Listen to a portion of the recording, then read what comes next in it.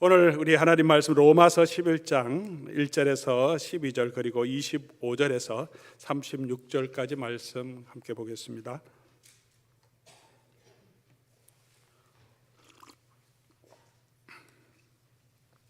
신약성경 로마서 11장 1절에서 12절 그리고 25절에서 36절까지 말씀 보겠습니다. 우리 성경 가지고 계신 분은 여러분 성경을 찾아서 보시는 훈련을 하는 것이 신앙생활에 훨씬 도움이 됩니다. 그리고 또 여러 가지 사정 때문에 또 함께 찾기 힘드신 분은 앞에 화면을 보시면서 함께 읽으시기 바랍니다. 하나님 말씀 제가 받들어 읽겠습니다. 그러므로 내가 말하노라 하나님이 자기 백성을 버리셨느냐? 그럴 수 없느니라. 나도 이스라엘이니요 아브라함의 씨에서 난 자요 베냐민 지파라. 하나님이 그 미리 아신 자기 백성을 버리지 아니하셨나니 너희가 성경에 엘리야를 가리켜 말한 것을 알지 못하느냐?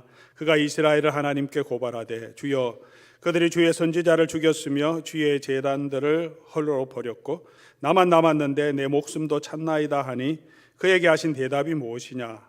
내가 나를 위하여 바알에게 무릎을 꿇지 아니한 사람 7,000명을 남겨두었다 하셨으니 그런즉 이와 같이 지금도 은혜로 택하심을 따라 남은 자가 있느니라.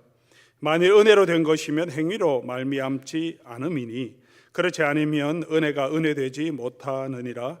그런즉 어떠하냐? 이스라엘이 구하는 그것을 얻지 못하고 오직 택하심을 입은 자가 얻었고 그 남은 자들은 우둔하여졌느니라. 기록된 바 하나님이 오늘까지 우리에게 혼미한 심령과 보지 못할 눈과 듣지 못할 귀를 주셨다 함과 같으니라. 또 다윗이 이르되 그들의 밥상이 올무와 덕과 거치는 것과 보응이 되게 하시옵고 그들의 눈은 흐려 보지 못하고 그들의 등은 항상 굽게 하옵소서 하였느니라. 그러므로 내가 말하노니 그들이 넘어지기까지 실족하였느냐? 그럴 수 없느니라. 그들이 넘어짐으로 구원이 이방인에게 이르러 이스라엘로 식인하게 함이니라. 그들의 넘어짐이 세상의 풍성함이 되며 그들의 실패가 이방인의 풍성함이 되거든 하물며 그들의 충만이리요. 25절로 갑니다. 형제들아 너희가 스스로 지혜 있다 하면서 이 신비를 너희가 모르기를 내가 원하지 아니하노니 이 신비는 이방인의 충만한 수가 들어오기까지 이스라엘의 더러는 우둔하게 된 것이라. 그래야 온 이스라엘이 구원을 받으리라. 기록된 바 구원자가 시온에서 오사 야곱에게서 경건하지 않은 것을 돌이키시겠고 내가 그들의 죄를 없이 할 때에 그들에게 이루어질 내 언약이 이것이라 함과 같으니라. 복음으로 하면 그들이 너희로 말미암아 원수된 자요 택하심으로 하면 조상들로 말미암아 사랑을 입은 자라. 하나님의 은사와 부르심에는 후회함이 없느니라. 너희가 전에는 하나님께 순종하지 아니하더니 이스라엘이 순종하지 아니함으로 이제 긍휼을 입었는지라. 이와 같이 이 사람들이 순종하지 아니하니 이는 너희에게 베푸시는 긍휼로 이제 그들도 긍휼을 얻게 하려 하심이라. 하나님이 모든 사람을 순종하지 아니하는 가운데 가두어 두심은 모든 사람에게 긍휼을 베풀려 하심이로다. 깊도다 하나님의 지혜와 지식의 풍성함이요 그의 판단은 헤아리지 못할 것이며 그의 길은 찾지 못할 것이로다. 누가 주의 마음을 알았느냐? 누가 그의 모사가 되었느냐? 누가 주께 먼저 들여서 갚으심을 받겠느냐? 이는 만물이 주에게서 나오고 주로 말미암고 주에게로 돌아감이라. 그에게 영광이 세세에 있을지어다. 아멘. 사랑하는 교회 여러분, 여러분 하나님 사랑을 믿습니까? 아멘. 또 하나님이 신실하심을 또 믿습니까? 예, 우리가 다 믿죠. 그리고 또 하나님이 우리의 기도를 들어주시는 하나님이심을 또 우리가 믿습니다. 그렇죠.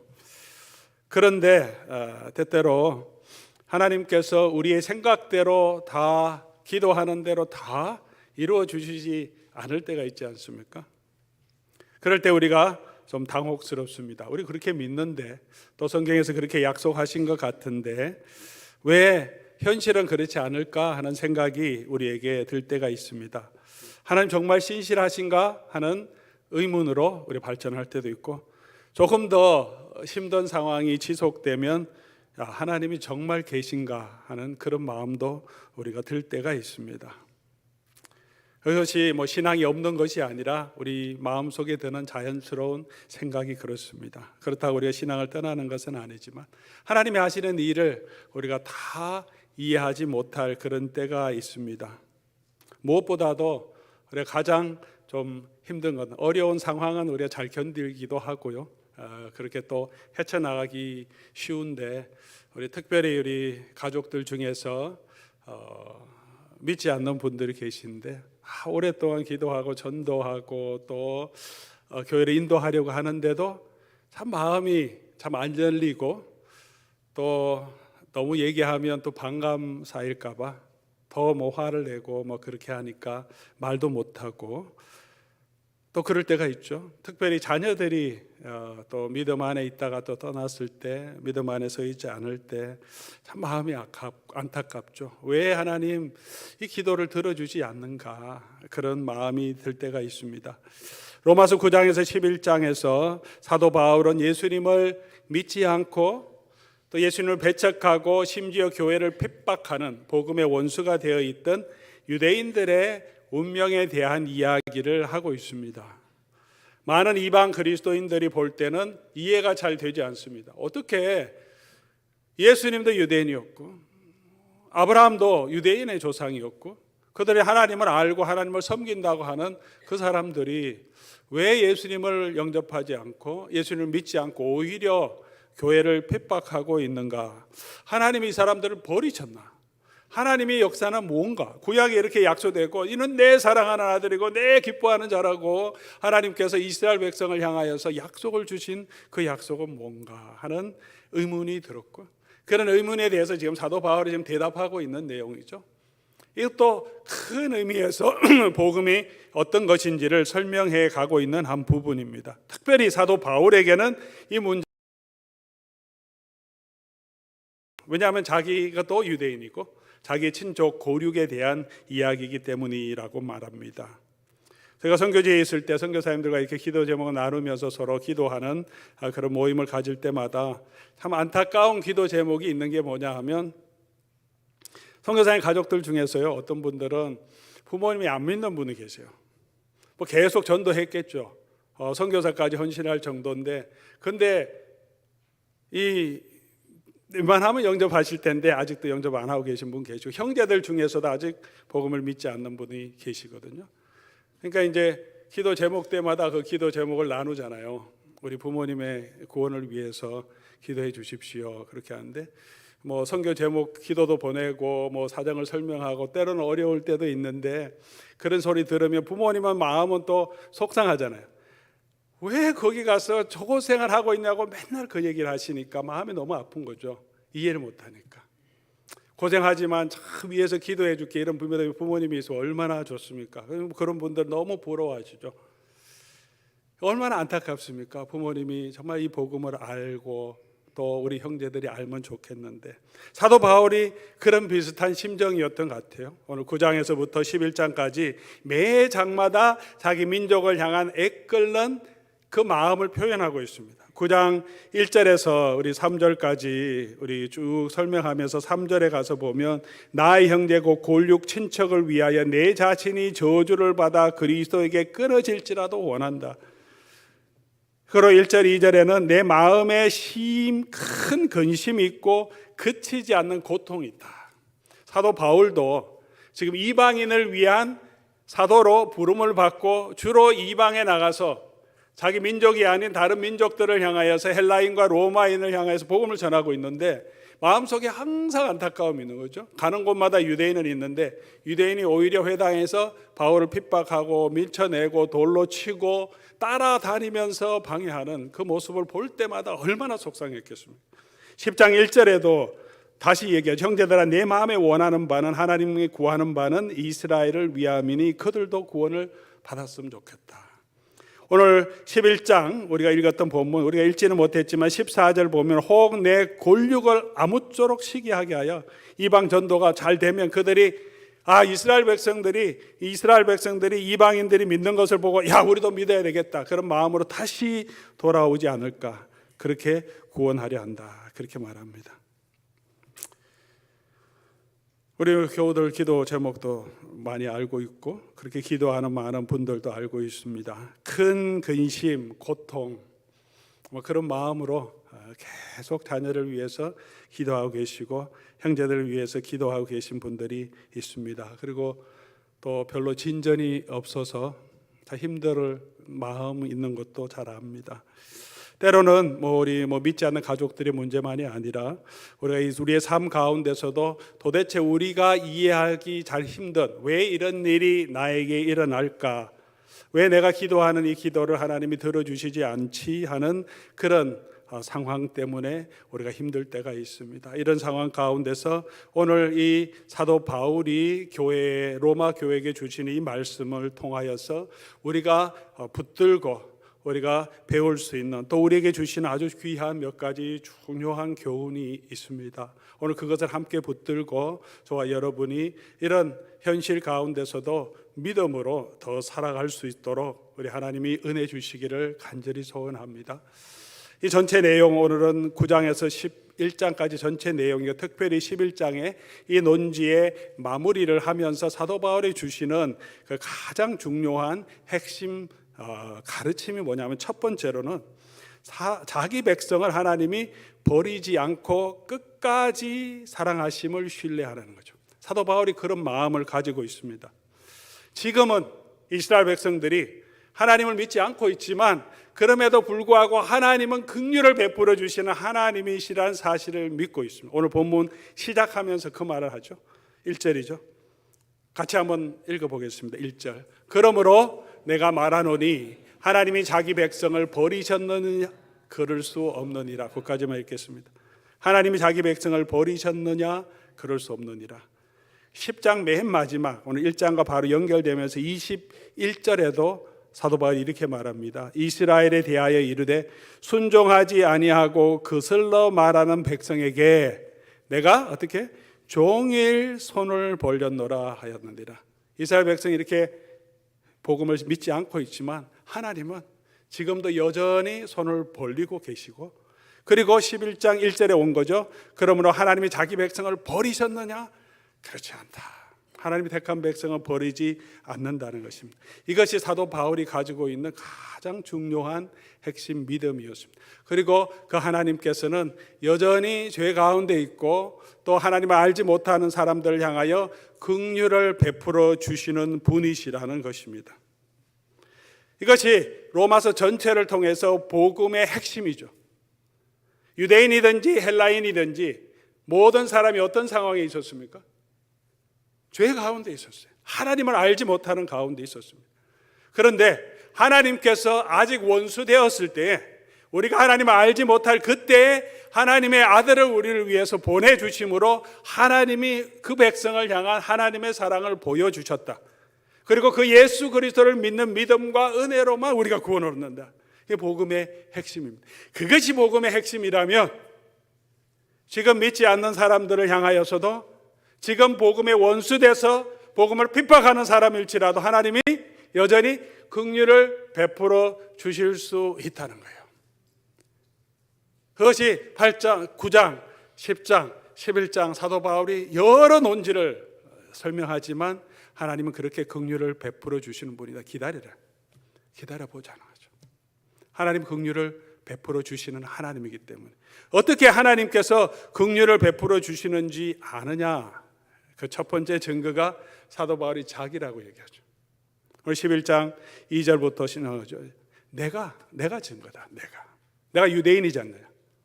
유대인 중에 믿는 사람 있다는 거죠. 내가 있고. 특별히 사도 바울은 어떤 사람이었습니까? 사도 바울이 가장 교회를 핍박하고 복음을 핍박했던 사람이죠. 먼저 최앞장서서 스데반을 죽이기까지 하면서 교회를 핍박했던 사람인데 어떻게 됐습니까? 하나님께서 그를 구원해 주죠. 예수님께서 나타나셔서 그가 예수 그리스도의 복음으로 돌아왔죠. 내가 증거다. 또 하나님께서 구약 성경을 통해서도 하나님을 믿지 않는 이스라엘 백성들을 향해서 하나님 그들을 버리지 않으셨다. 너무나 암울한 역사적인 상황에서 엘리야의 시대를 보자. 엘리야 혼자 있는 줄 알고 엘리야는 다 하나님을 버렸다고 그렇게 하나님 앞에 이스라엘 백성들을 고발했는데 하나님 뭐라고 말씀하셨냐? 하나님이 바알에게 무릎 꿇지 않는 자 7,000명 더 있다. 너 혼자 있다고 생각하지 마라. 내가 이 백성을 버렸다고 생각하지 마라. 여전히 하나님께서는 남은 사람들을 통해서 하나님의 구원을 이어간다고 하시지 않았느냐. 그 하나님의 긍휼하심에 사도 바울은 믿음을 두고 있습니다. 오늘 본문 전체의 내용 다 설명하면서 맨 마지막에 결론적으로 사도 바울이 뭐라고 얘기합니까? 우리 31절 32절 우리 가서 보겠습니다. 31절 32절 이와 같이 이 사람들이 순종하지 아니하니 이스라엘 백성을 향하는 거죠. 이 사람들이 순종하지 아니하니 이는 너희에게 베푸시는 긍휼로 이제 그들도 긍휼을 얻게 하려 하심이라. 무슨 얘기를 하자 하면 이 사람들이 지금 순종하지 않지 않느냐? 하나님을 배반하고 있지 않느냐? 그래서 너희가 하나님의 긍휼을 얻었지. 너희는 그전에 어떻게 했느냐? 하나님을 알지도 못했고 하나님을 섬기지 않았고 이방 신상을 섬기고 있었지. 그런데 하나님 긍휼을 베풀어 주셨지. 그러면 동일하게 지금 이 사람이 너희처럼 지금 하나님을 섬기지 않고 하나님을 대적하지? 그럼 어떻게? 너희 이 사람에게도 우리에게 주신 것처럼 하나님 긍휼을 베풀어 주신다. 그 얘기를 하는 거죠. 그리고 32절 또 가서 또 설명하죠. 하나님이 모든 사람을 순종하지 아니하는 가운데 가두어 두시면 이 본질이죠. 복음의 본질. 모든 사람이 그런 상황이라서 우리 구원은 무엇입니까? 하나님의 긍휼을 주었기 때문에 구원 얻는 것이. 우리가 무슨 잘했까? 우리가 어떤 더 큰 선행이 있었기 때문이 아니라 하나님의 은혜라. 그렇다면 하나님이 이들에게도 긍휼을 베풀어 주실 것이고 그 긍휼을 베풀어 주신 하나님을 우리가 믿자는 거죠. 하나님께 맡기자. 그렇게 말하는 것이요. 그거에 대해서 사도 바울은 확신을 가지고 있습니다. 사랑하는 교우 여러분, 오늘 우리 시대도 엘리야의 시대처럼 암울할 때도 있고요. 하나님 정말 역사하시나? 요즘 이제 6월달 들어와서 우리 이 땅에 일어나는 여러 가지 일들을 보면서 답답한 게 너무 많죠. 뭐 프라이드 먼스라 그래서 뭐 동성애, 뭐 축제, 또 그것을 프로모트하고 막 이런 모습 보면서 이 땅이 미국이 왜 이렇게 되냐? 한국도 왜 이렇게 되냐? 정말 사람들이 다 복음을 떠나는가? 교회는 왜 이렇게 연약한가? 그런 생각도 들고요. 하나님 뭘 하시나 하는 생각도 들죠. 특별히 조금 더 협소한 의미로 보면 우리 자녀들이나 우리 가족들을 왜 아직도 하나님께로 돌아오지 않느냐 이런 마음이 들 때 우리가 가장 먼저 붙들어야 할 진리가 뭐냐? 하나님은 신실하시고 하나님이 택한 백성들은 반드시 하나님께서 긍휼을 베풀어 주신다. 그러므로 사도 바울이 로마서 8장 25절에 얘기하죠. 우리가 보지 못하는 것을 바라면 참음으로 기다릴지니라. 사랑하는 교우 여러분, 참 쉬운 것은 아니지만 우리가 참음으로 기다리고 하나님의 신실하심에 맡기고 나도 하나님께서 긍휼을 베풀어 주셨듯이 그렇게 하나님을 믿지 않는 사람들에게도 여전히 하나님은 긍휼을 베풀어 주시고 오늘 우리 찬양대 찬양자 하나님의 때에 하나님이 이루실 것을 믿음, 그 믿음이 중요하다. 사도 바울이 그렇게 말하고 있습니다. 우리도 그 믿음 가지고 그 하나님을 신뢰하며 걸어갈 수 있기를 바랍니다. 두 번째, 그렇게 긍휼하심을 의지하는 것과 함께 하나님의 지혜와 지식의 풍성함으로 당신의 구원의 계획을 이루어 가심도 우리가 알아야 합니다. 25절 26절이 이 이스라엘 백성의 구원에 대한 사도 바울의 핵심적인 결론적인 말입니다. 어떻게 될 거냐? 이스라엘 백성들이, 이 유대인들이 앞으로 장차 어떻게 하나님 버리실 거냐, 구원하실 거냐, 이 모든 논지의 결론을 이렇게 얘기하는데, 형제들아 너희가 스스로 지혜 있다 하면서 이 신비를 너희가 모르지 아니하기를 원한다. 신비라고 표현합니다. 신비. 왜 신비라고 표현했을까요? 아직 우리가 다 확실하게 알 수 없기 때문에 신비, 미스터리다 그렇게 표현한 것입니다. 근데 우리가 그렇게 신비이긴 하지만 사도 바울이 말하는 것은 두 가지. 이방인의 충만한 수가 들어오기까지, 그때까지 어떻게 됩니까? 하나님께서 이방인들에게 계속 복음이 전하지게 하신다는 거죠. 언제까지?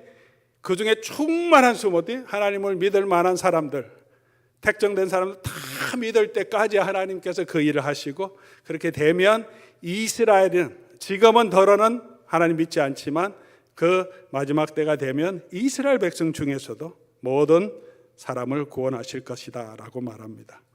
오늘 이 본문은 또 특별히 이스라엘 모든 이스라엘이 구원을 얻게 되겠다 하는 이 본문의 해석에는 여러 가지 논쟁이 있고요. 여러 가지 의견이 있고 어떻게 해석해야 할지 신약 성경 중에서 정확하게 이해하기 가장 힘든 구절 중에 하나이긴 합니다. 여기서 이스라엘이라고 한 것은 민족적인 이스라엘이냐 아니면 하나님을 믿는 모든 사람 영적인 이스라엘을 의미하느냐. 민족적인 이스라엘이면 이스라엘 하나님이 무조건 다 구원하시냐 온 이스라엘이라고 그랬으니까 이 해석이 다양하게 있죠. 우리가 다 분명하게 이해하지 못하기 때문에 미스터리, 신비의 변이 있습니다. 그러나 몇 가지 분명한 사실이 있습니다. 우리가 신학을 또 성경을 해석할 때는 분명한 것들을 먼저 확실하게 기본을 세우고 그 위에 확실하지 않은 것은 그 근거를 통해서 해석해야 되는데 오늘 이 본문 말씀을 통해서 확실하게 하나님께서 말씀해 주시는 그 내용이 무엇입니까? 첫 번째로는 예수 그리스도 안에서 구원을 얻는 것은 오직 예수님을 믿음으로만. 이스라엘 백성이라고 다른 방법이 있는 게 아니죠. 할례 받았다고 다 구원되는 그건 아니라고 사도 바울이 누누이 말하죠. 복음은 들음으로, 듣는 것은 복음 때문에. 예수 그리스도께서 우리 구주 되심을 믿고 예수님이 하나님께서 예수님을 살리신 것을 믿으면 구원 얻는다. 그거는 이미 이 9장에서도 계속 설명하는 내용. 그건 확실하다는 거죠. 만약 이스라엘 백성이 구원을 얻는다면 그들이 믿음으로 구원 얻는 거예요. 이스라엘 백성이기 때문에 민족적으로 이스라엘이기 때문에 구원 얻는다. 이건 아니라는 거죠. 이미 얘기했기 때문에. 그러면 그 확실한 것은 믿음으로 구원 얻는다. 그리고 두 가지 또 중요한 내용은 이방인들 중에서도 충만한 수까지 하나님께서 구원하신다. 그게 핵심이에요. 이스라엘 중에서도 온 이스라엘이라고 얘기하면서 이스라엘 중에서도 믿을 만한 사람은 다 구원하신다. 하나님은 구원할 자는 빼놓지 않고 다 구원하신다. 그 하나님의 구원의 크기, 하나님의 구원의 신실하심에 대해서 강조하시는 거예요. 그러나 언제 어떻게 하나님이 구원하실지는 아직 앞으로 하나님이 하실 일이기 때문에 아직 미스터리, 신비한 곳에 있다. 그러나 하나님은 반드시 하나님의 성실하심으로 구원할 자를 다 구원해 내신다고 말합니다. 이것을 우리가 신뢰할 수 있고 이것을 믿어야 합니다. 하나님께서 우리를 구원하실 때 특별히 예수님이 처음 오시고 예수 그리스도를 믿음으로 구원하는 이 구원도 신비라고 얘기합니다. 고린도전서 2장 7절 8절 보면 오직 은밀한 가운데 있는 하나님의 지혜를 말하는 건데 이게 하나님의 지혜. 오늘 본문에도 하나님의 지혜와 지식을 얘기하는데 이 하나님의 지혜는 옛날엔 감춰졌는데 지금은 드러났다는 거죠. 예수님을 통해서. 이 하나님의 지혜를 에베소서 3장 3절에서 6절까지는 비밀이라고 말합니다. 이전 세대는 비밀이었어요. 예수님이 어떻게 오실지 분명하게 나타나지 않았어요. 물론 예비적으로 선지자를 통해서 선포되었죠. 그러나 분명하지는 않았죠. 하나님께서 이사야를 통해서 예수님이 오실 것을 예언하는 걸 우리가 믿잖아요. 이사야서 53장에 뭐라고 말합니까? 하나님께서 보내시는 종이 servant of Yahweh, 여호와의 종이 오시면 그 사람이 우리의 대신 죄를 지고 그 사람의 죽음으로 우리가 나음을 얻었다. 그렇게만 말합니다. 그래서 이스라엘 백성은 그렇게 믿었습니다. 누군가 우리를 대신하여 하나님의 종을 보내주실 텐데 그분을 메시아라고 믿은 거죠. 그리스도인데 그분이 오시면 우리를 죄를 사해 주실 거다 믿었는데 와서 보니까 하나님이 보내주신 분이 누굽니까? 그냥 우리 사람들 중에 한 사람을 선택해서 하나님의 종으로 사용한 것이 아니고 하나님의 아들을 종의 형체로 이 땅에 우리에게 보내주셔서 그리고 그 아들을 십자가에 내어주심으로 저와 여러분을 죄를 구원해 주셨어요. 이스라엘 백성들이 상상했던 것 이상으로 하나님께서는 놀라운 은혜와 축복으로 구원을 이루어 주셨어요. 그것이 하나님의 구원의 미스터리예요. 동일하게 지금 상황은 우리의 눈으로 보기엔 잘 이해하지 못하고 분명하지 않는 부분이 있지만 하나님이 어떻게 하신다고요? 하나님의 비밀 아래서 하나님의 지혜와 지식의 풍성함으로 예수 그리스도를 통해서 우리에게 구원해 주셨듯이 다시 오실 예수 그리스도 그때 그 전에 하나님께서는 놀라운 구원을 이루어 가실 것이라는 하나님의 지혜와 지식의 풍성함을 사도 바울은 의지합니다. 그래서 결론적으로 사도 바울이 말하는 것이 우리 11장 우리 33절 내용이죠. 이 다 설명하면서 우리가 어떻게 해야 되냐? 깊도다 하나님의 지혜와 지식의 풍성하며. 내 생각대로 되지 않고 있지만 그러나 하나님은 훨씬 지혜로우시고 하나님은 우리보다 훨씬 더 많이 지식을 가지고 계신 분입니다. 그리고 그 하나님은 반드시 이 모든 것을 합력하여서 우리 상상하는 것 이상으로 하나님은 하나님의 놀라운 구원을 우리에게 보여주신다는 거죠. 이 하나님을 나는 신뢰한다. 너희도 이 하나님을 신뢰하라라고 로마에 있는 성도들에게 지금 말하고 있습니다. 사랑하는 교우 여러분, 여전히 긍휼을 베풀어 주시고 우리를 향하여 두 손을 벌리고 계신 하나님, 우리가 우리 자녀를 위해서, 우리 가족들을 위해서 기도하는 것보다 더 탄식으로 하나님께서도 손을 벌리고 우리 자녀들을 위해서 지금 구원의 역사를 하고 계시다는 것을 믿으시고, 또 우리가 다 이해할 수는 없지만 하나님의 지혜와 지식의 풍성함을 믿고 그 하나님께 우리의 삶을, 또 우리 자녀를 맡길 수 있기를 주의 이름으로 간절히 소원합니다. 그럼 우리가 뭐 해야 되느냐? 이 사도 바울이 로마에 있는 성도들에게 말합니다. 현재 믿음이 없다고 무시하지 말라. 유대인은 함부로 무시하지 말라. 하나님 버렸다 생각하지 말라. 그리고 너네가 지금 좀 믿음 있다고 그거 자만하지 말고 어떻게 해요? 믿음 안에서 든든하게 계속 흔들리지 말고 서라는 것입니다. 20절 말씀 보면 옳도다 그들은 믿지 아니함으로 꺾이고 너희는 믿음으로 섰느니라. 그래, 맞다. 지금 그 사람은 믿지 않아서 지금 복음에서 잘려나갔다. 너희는 믿음 안에서, 우리가 원래 돌 감람나무인데 잘려서 지금 이 참 감람나무에 붙어서 하나님의 자녀 됐다. 맞다. 그러나 마음 높은 데 뿜지 말라. 하나님이 이 순종하지 않는 사람을 원래 원 가지에 붙어있는 가지도 꺾으신 것처럼 너희도 함부로 순종하지 않으면 하나님 너희도 당연히 버리실 수 있다. 함부로 생각하지 마라. 남과 비교하지 마라. 뭐라고요? 그리고 어떻게 해야 합니까? 하나님 바라보며 믿음 안에서 든든하게 서라. 그렇게 권면하고 있습니다. 지금 현재의 모습이 다가 아니고 하나님이 어떻게 역사하실지 우리는 알지 못합니다. 지금은 너무나 믿음이 없어 보이는 그 사람을 하나님이 앞으로 어떻게 사용하실지 우리가 어떻게 합니까? 사도 바울이 좋은 예가 아닙니까?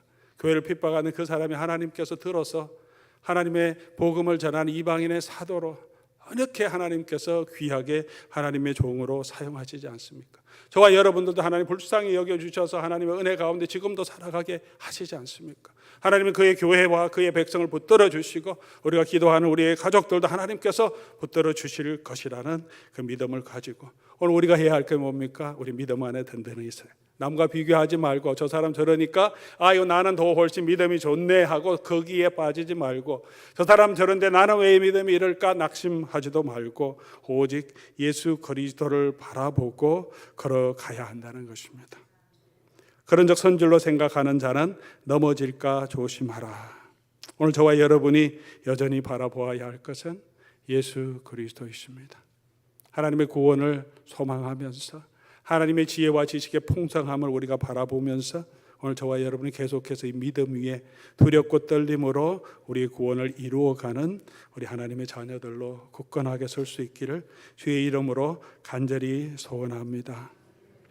우리가 다 이해할 수 없지만 그래도 우리가 확실한 것, 긍휼을 베풀어 주시는 그 하나님, 하나님의 구원은 내 생각보다 훨씬 지혜롭고 풍성하실 것이라는 그 믿음 가지고 그 믿음 안에서 서면 하나님께서 하나님의 때에 우리가 반드시 놀라운 구원을 이루어 주실 줄 믿습니다.